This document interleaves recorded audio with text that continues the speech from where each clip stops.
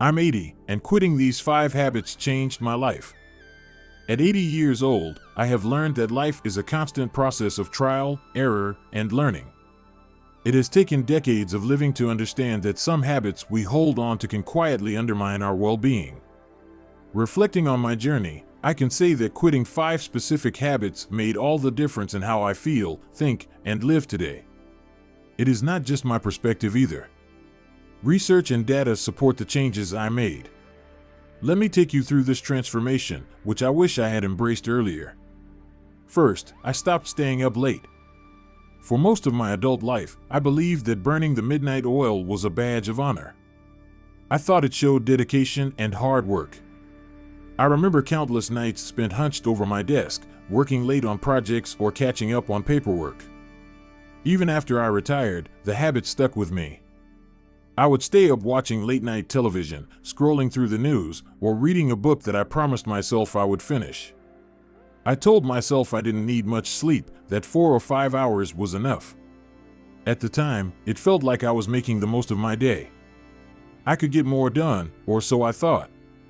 But as the years went by, the reality of my choices began to catch up with me. By the time I reached my 60s, I was constantly exhausted.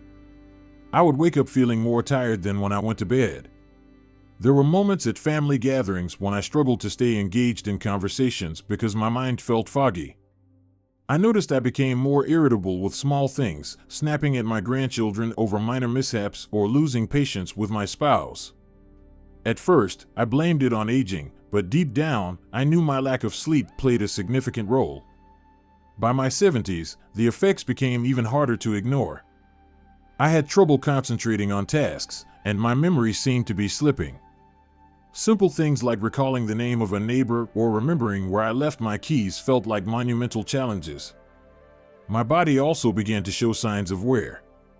I felt sluggish and found it harder to keep up with the physical demands of daily life. That was when I started researching the effects of sleep on aging.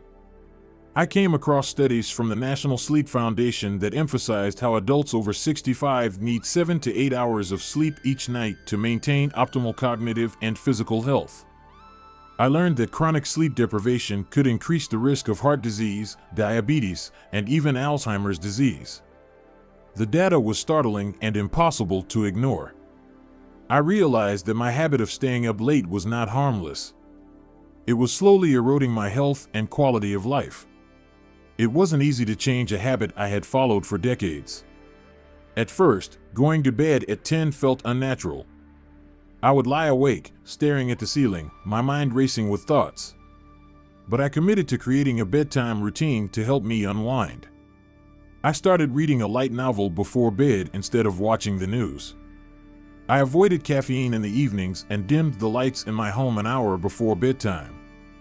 Slowly but surely, my body adjusted. I began waking up at 6 in the morning feeling rested and refreshed. Within weeks, I noticed a significant difference in my energy levels. Tasks that used to drain me felt manageable again. My mood improved, and I found myself smiling more often.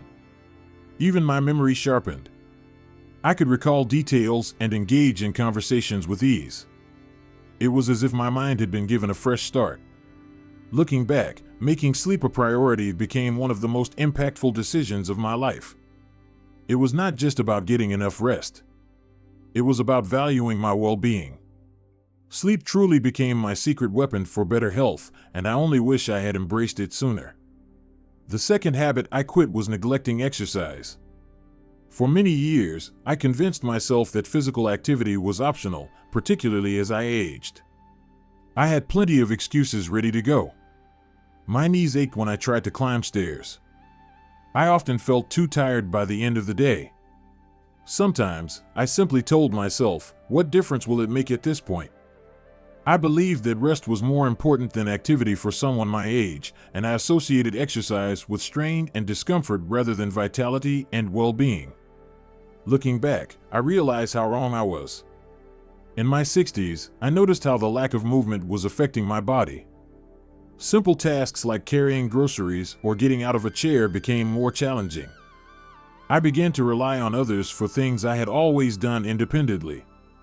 My energy levels dropped, and I felt heavy, not just physically, but emotionally.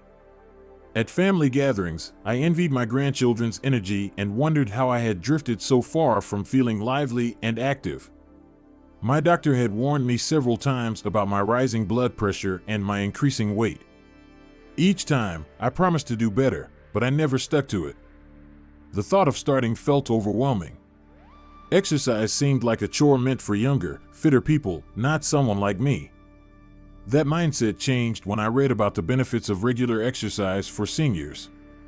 According to the World Health Organization, regular physical activity can reduce the risk of major illnesses by up to 50% and lower the risk of early death by 30%. The numbers were staggering. I also learned that exercise could help with joint pain rather than worsen it by keeping the muscles around the joints strong and flexible. These facts lit a spark in me. I realized I had been viewing exercise all wrong. It was not about running marathons or lifting heavy weights. It was about small, consistent efforts to improve my health and quality of life. I started with a simple goal: walking for 30 minutes a day, 5 days a week. At first, it was harder than I expected.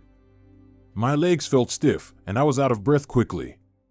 But I pushed myself to keep going, even if it meant taking breaks or walking shorter distances. Within a few weeks, I noticed changes. My stamina improved, and I could walk longer without feeling winded. My blood pressure started to normalize. Over a few months, I lost 10 pounds, which felt like a huge victory. Beyond the physical benefits, I noticed something unexpected. My mood lifted. I felt lighter emotionally, and the stress I had carried for years began to fade. Walking soon became a part of my routine, but I didn't stop there. I started experimenting with light yoga, which helped improve my flexibility and balance. Occasionally, I even joined a water aerobics class at the community center.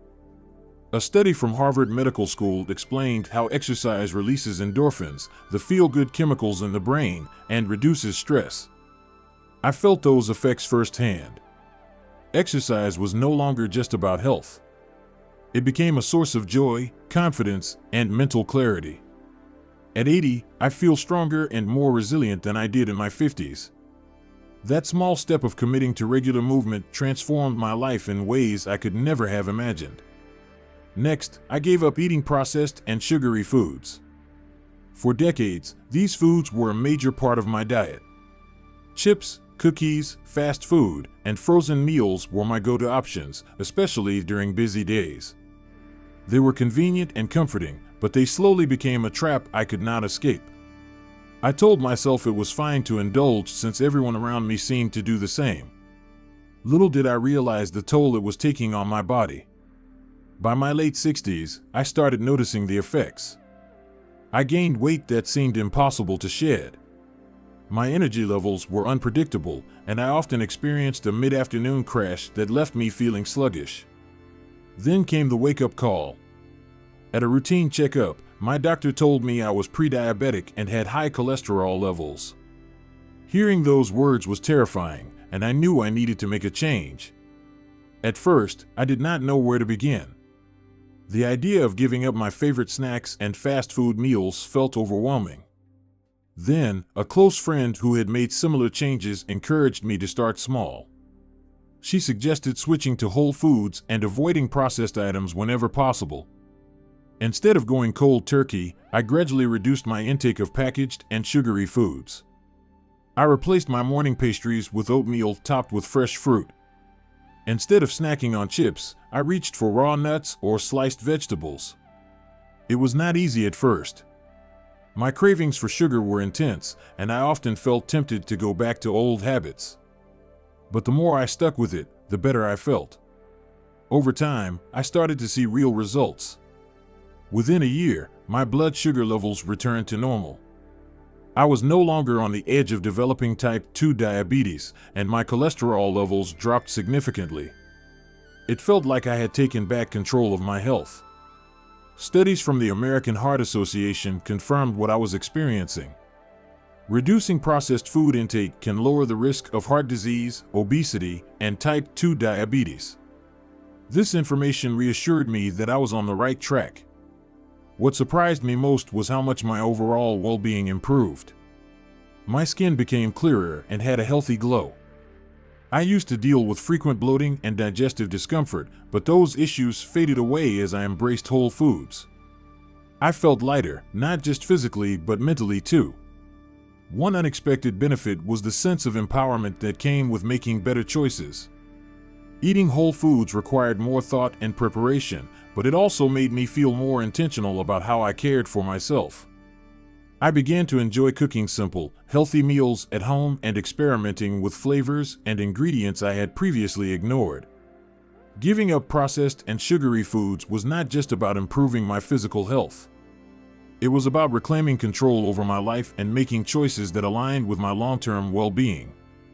Today, I feel more vibrant and energized than I did in my 50s. Another habit I quit was avoiding social interactions. In my younger years, I prided myself on being fiercely independent.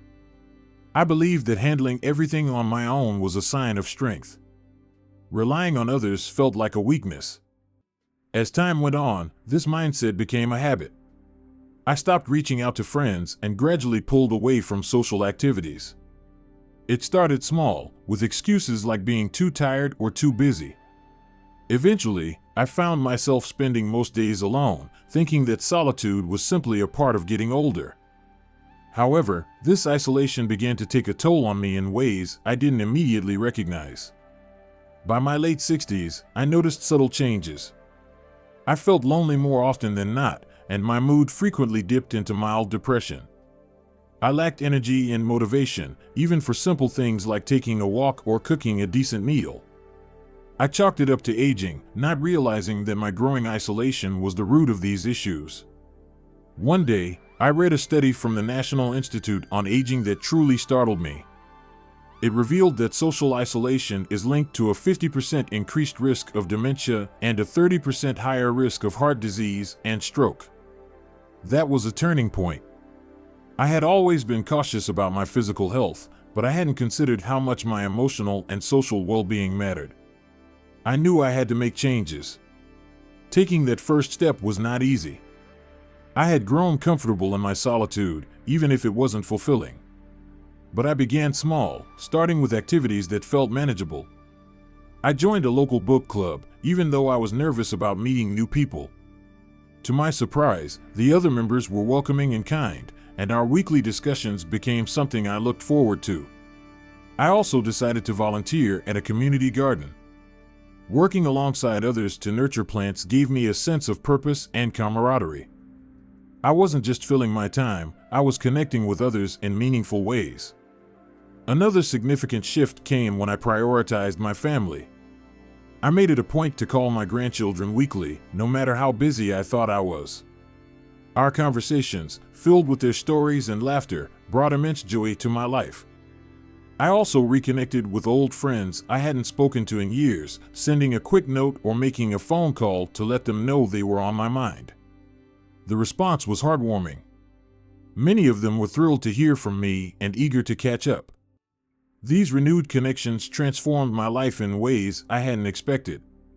My days felt fuller, my mood lifted, and I found myself looking forward to each new day. Research from Harvard's study of adult development validated what I was experiencing.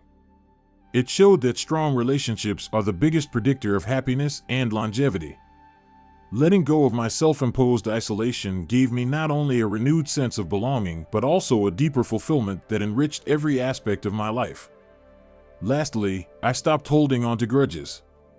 For much of my life, I believed that anger and resentment were ways to protect myself from being hurt again. However, carrying those negative emotions weighed me down more than I realized. Studies published in the Journal of Behavioral Medicine show that forgiveness lowers stress, improves heart health, and strengthens relationships. I decided to forgive people who had wronged me, not for their sake, but for mine. I wrote letters I never sent, practiced mindfulness, and sought therapy to process deeper pain. Letting go of grudges felt like shedding a heavy coat on a hot day. The relief was immense, and my relationships flourished. Even my health improved. I experienced fewer headaches and better sleep. Choosing forgiveness allowed me to live with greater peace and freedom. These 5 changes were not easy at first. Old habits are hard to break, and there were moments I doubted whether it was worth the effort. But with persistence and a focus on the bigger picture, each change became a cornerstone of a healthier, happier life. Staying up late, neglecting exercise, eating poorly, avoiding social connections, and holding grudges were habits I thought were harmless or even justified. Yet they turned out to be barriers to living my best life. Each habit I quit added something valuable to my days, whether it was energy, joy, or a sense of purpose. Looking back, I only wish I had made these changes sooner. Life at 80 is not perfect. I still face challenges and occasional setbacks. But by quitting these habits, I have given myself the gift of better health, stronger relationships, and a more positive outlook. It is a reminder that it is never too late to change. Even small steps can lead to big transformations. If there is one thing I hope you take away from my experience, it is that you have the power to rewrite your story. Whether you are 80 or 30, the choices you make today can shape a brighter tomorrow.